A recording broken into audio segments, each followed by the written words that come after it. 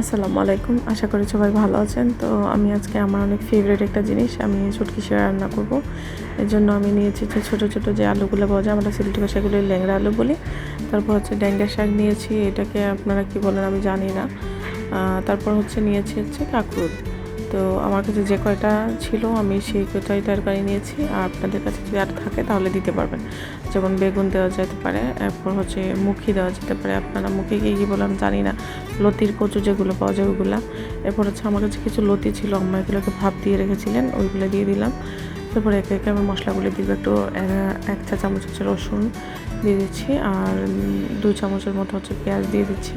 এটা ব্লান্ডার করার সময় পানি সহ দিয়ে দিচ্ছি। এরপর আমি হলুদ গুঁড়া দিয়ে দিব, মরিচ গুঁড়া বেশ কিছুটা দিব, আমি যতটুকু ঝাল পছন্দ করব বা আপনি যতটুকু দেন তাহলে ততটুকু দেবেন। আমি 2 চামচ মতো মনে হয় দিয়েছি ভরে ভরে।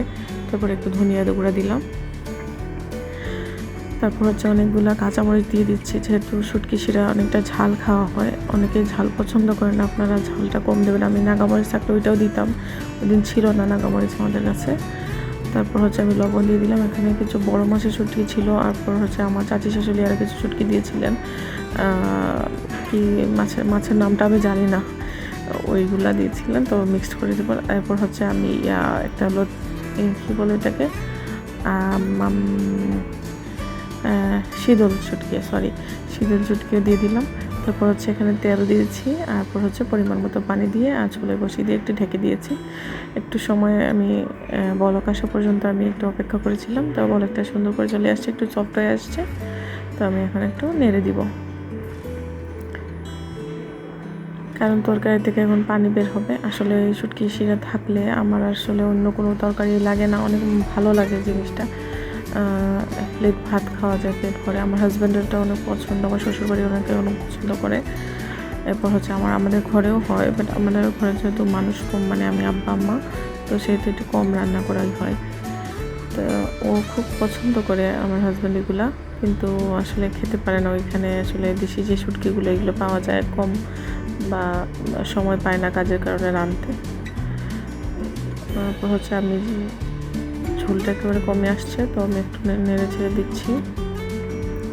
এই অবস্থায় আমি দেখলাম যে আলুটাও অনেকটা আমার প্রায় 80% মতো হয়ে আসছে। এখন আমি মাছটা দিয়ে দিব।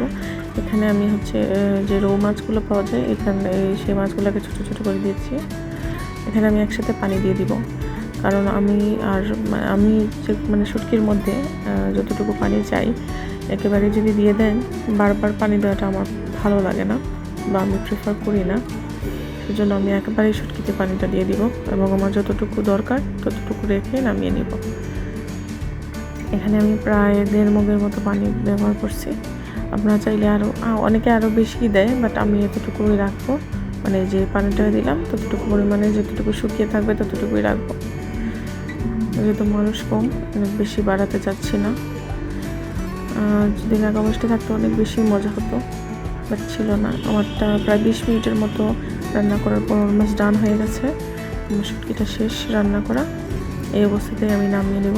আলহামদুলিল্লাহ, অনেক ভালো একটা ফ্লেভার আসছিল এবং অনেক মজা হয়েছে। বাট আমি এখানে একটা ভুল করছি, সেটা যে আমি যে সিদ্ধ শুটকিটা দিয়েছি, আমি অন্য সময় ওটা আলাদা করে জাল করে তারপর ছেঁকে দিই, কিন্তু ওই সময় আমি এটা দিই নাই, ভুল হয়ে গেছি। আপনারা আলাদা ঝাল করে দিবেন, মানে আলাদা একটা পানির মধ্যে একটু জাল করে নিয়ে তারপর ছেঁকে দিলে কাটাটা হয় না। আমি একটু সার্ভ করে নিচ্ছি। শুটকিটা অনেক মজা হয়েছিল। তো সবাই যদি ভালো লাগে তো ট্রাই করবেন, সাবস্ক্রাইব করবেন, লাইক করবেন, কমেন্ট করবেন, আর আমার জন্য দোয়া করবেন। অনেক ভালো থাকবেন সবাই। আল্লাহ হাফেজ।